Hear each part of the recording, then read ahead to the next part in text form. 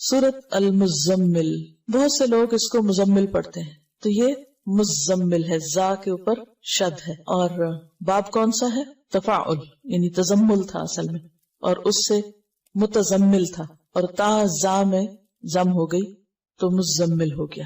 اس سورت کے 2 رکوع ہیں، اور پہلا رکوع بالاتفاق مکی ہے اور مکہ کے ابتدائی دور میں نازل ہوا۔ دوسرے کے بارے میں اختلاف رائے ہے، بعض کہتے ہیں کہ 1 سال کے بعد نازل ہوا، اور بعض کہتے ہیں کہ یہ مدینہ میں نازل ہوا۔ 20 آیات ہیں، 285 کلمات ہیں، 838 حروف ہیں۔ اس پارے کا چونکہ مرکزی مضمون دعوت اللہ ہے، تو اس صورت میں دعوت دینے والے کو جس اخلاق اور جس ہتھیار سے لیس ہونا چاہیے، اللہ کے ساتھ جیسا تعلق مطلوب ہے، اس کے بارے میں بات کی گئی ہے کہ داعی کی جو پرسنل خصوصیات ہیں، اس کی اپنی زندگی میں اس کا ذاتی رویہ اور اس کا علم اور اس کی عبادت اور اس کا تقوی اور جو اخلاق اس کے اندر ہونا چاہیے، اس کی یاد دہانی ہے اس میں، کیونکہ دعویٰ کا کام آسان کام نہیں، یہ ایک بھاری کام ہے، اور بھاری کام کے لیے ہمت بھی زیادہ چاہیے ہوتی ہے۔ جنوں کے اندر شاید ہم سے زیادہ طاقت ہے، اس لیے انہوں نے پہلی دفعہ ہی سن کر بھرپور کام شروع کر دیا، اور غلط خیالات پر بھی بھرپور تنقید، اور بھرپور طریقے سے میسج کنوے کر کے توحید کی بھرپور دعوت۔ اسی طرح انسان خواہ جسمانی طور پر کمزور ہی کیوں نہ ہو، لیکن اگر اس کا ایمان مضبوط ہے، وہ اندر سے مضبوط ہے، اس کا اللہ سے تعلق مضبوط ہے، تو پھر وہ بڑے بڑے جنوں سے نمٹنا جانتا ہے، جیسا کہ اس میں فرعون کا ذکر آئے گا، اور بالکل ابتدائی دور کی صورتوں میں سے ہے سورۃ المزمل۔ اب حیران ہو رہی تھی کہ شروع میں ہی اللہ سبحانہ وتعالیٰ نے فرعون کا ذکر کر دیا، کیونکہ نبی صلی اللہ علیہ وسلم کو مکہ میں ایسے ہی لوگوں سے واسطہ تھا، اور ہر ایک کے ایمان کے بقدر اس کا امتحان ہوتا ہے، امتحان بقدر ایمان، اور جتنا کسی کا ایمان مضبوط ہوگا اتنا ہی اس کا سخت امتحان ہوگا، اور جتنا اللہ سے تعلق مضبوط ہوگا اس میں کامیاب ہوگا۔ اور اس کامیابی کے لیے بے حد ضروری ہے کہ انسان کے اندر مضبوطی ہو، اور وہ مضبوطی آ نہیں سکتی جب تک انسان قرآن سے گہرا تعلق نہ رکھتا ہو، اور خاص طور پر رات کی نماز میں قرآن کی قرات کے ساتھ قیام کی عادت نہ ہو۔ یہ ایک ضروری خصوصیت اور ضروری شرط ہے جس کا ذکر یہاں ملے گا۔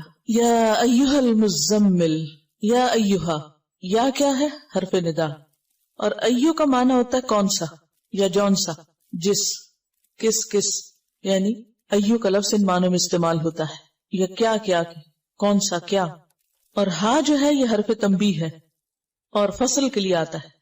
فصل کا مطلب ہوتا ہے الگ کرنا، تو حرف ندا اور منادا کے بیچ میں جبکہ منادا معرف باللام ہو، یہ بات سمجھ آ رہی میری؟ منادا معرف باللام، معرف باللام کا کیا معنی؟ کہ ال کے ساتھ شروع ہو رہا ہو، تو ان کو باہم ملانے کے لیے درمیان میں آتا ہے ایھا۔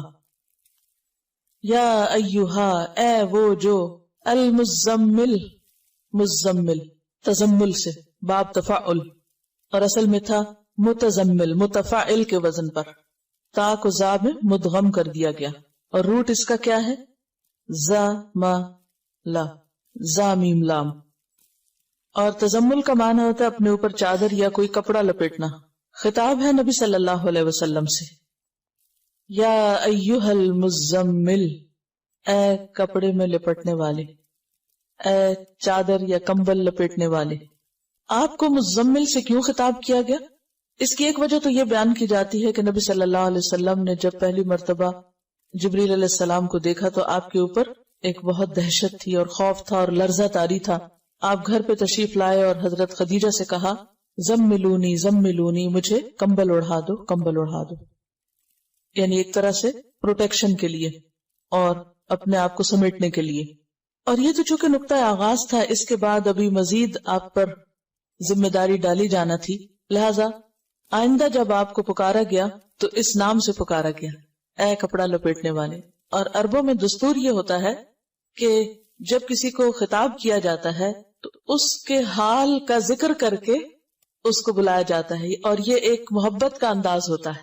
مثلا اس کی بہت سی مثالیں آپ کو ملے گی۔ ایک مرتبہ حضرت علی رضی اللہ تعالیٰ عنہ حضرت فاطمہ سے کچھ رنجیدہ ہو گئے، کچھ ناراضگی ہو گئی، تو گھر چھوڑ کے مسجد میں چلے گئے اور مسجد کے فرش پر لیٹے ہوئے تھے، تو آپ کے جسم کے اوپر مٹی لگ گئی. نبی صلی اللہ علیہ وسلم حضرت علی کو تلاش کر رہے تھے اور کرتے کرتے جب مسجد میں گئے تو کہا یا ابا تراب، اے مٹی والے، یعنی یا مٹی میں لپٹے ہوئے یا لتڑے ہوئے اٹھو تم. اسی طرح حضرت ابو ہریرہ جو تھے ان کو بلیوں سے بہت پیار تھا تو ان کا نام ابو ہریرہ رکھ دیا گیا. اسی طرح کچھ اور بھی آپ کو ایسے نام ملیں گے یا کنیتیں ملیں گی کہ جو انسان کے حال کو یا اس کے شوق کو یا اس کے کام کو واضح کرتی ہے. تو نبی صلی اللہ علیہ وسلم نے چونکہ پہلی وحی کے بعد کپڑا اوڑھ لیا تو وہ ایک اتنا پیار بھرا انداز تھا کہ اللہ سبحانہ و تعالیٰ نے اس کو یاد کرایا اور فرمایا یا ایھا المزمل، اے کپڑا لپیٹنے والے. اب کپڑا لپیٹنے کا وقت نہیں، اب کیا ہے؟ اب تو کام کا وقت ہے. آپ ڈرے نہیں، گھبرائے نہیں، یعنی ایک طرح سے تسلی دی جا رہی ہے، محبت سے خطاب کیا جا رہا ہے. یا ایھا المزمل، اے مزمل، قم اللیلہ، قم اٹھو، فعل امر ہے قیام سے.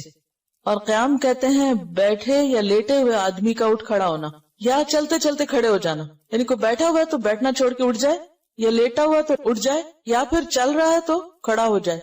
ان سب کے لیے کیا آتا ہے؟ قیام. قم اللیل، رات کو کھڑے ہو جاؤ.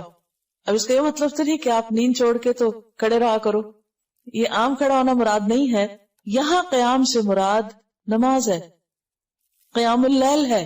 آپ نے پیچھے پڑھا کہ بعض اوقات نماز کے لیے لفظ قرآن آتا ہے، بعض اوقات تسبیح آتی ہے، بعض اوقات سجدے کا لفظ آتا ہے، تو جز بول کے کل مراد ہوتا ہے.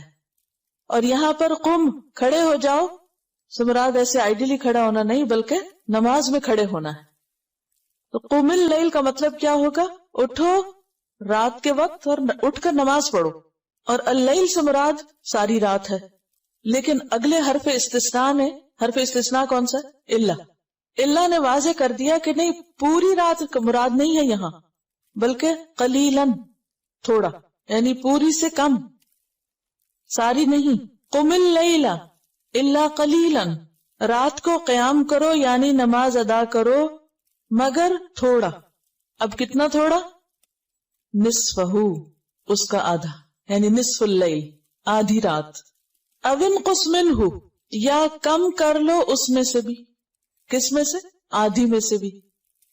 آدھی کا پھر کم کیا ہوگا؟ تہائی ہو جائے گا، 1/3 ہو جائے گا، ٹھیک ہے. یا پھر اس کا بھی کم کریں تو چوتھائی ہو جائے گا، یعنی نصف النصف کریں تو چوتھا حصہ رہ جائے گا.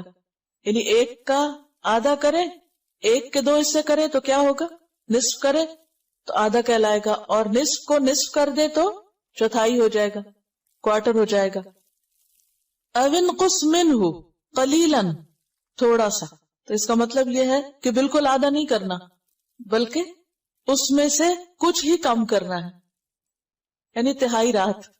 او زد علیہ، یا اس پر زیادہ کر لو، یعنی نصف پر. تو نصف یا آدھا جو ہے، ہاف جو ہے، وہ کیا ہے؟ سٹینڈرڈ. کبھی آدھے سے کم کر لو یا اس سے بھی تھوڑا کم، یا آدھے سے کچھ زیادہ بھی کر لو. تو ڈیپینڈ کرتا ہے کہ جیسے بھی حالات ہیں. اب اس دور میں گھڑیاں تو تھی نہیں، کوئی الارم کلاک نہیں تھے، موبائل نہیں تھے، کوئی اور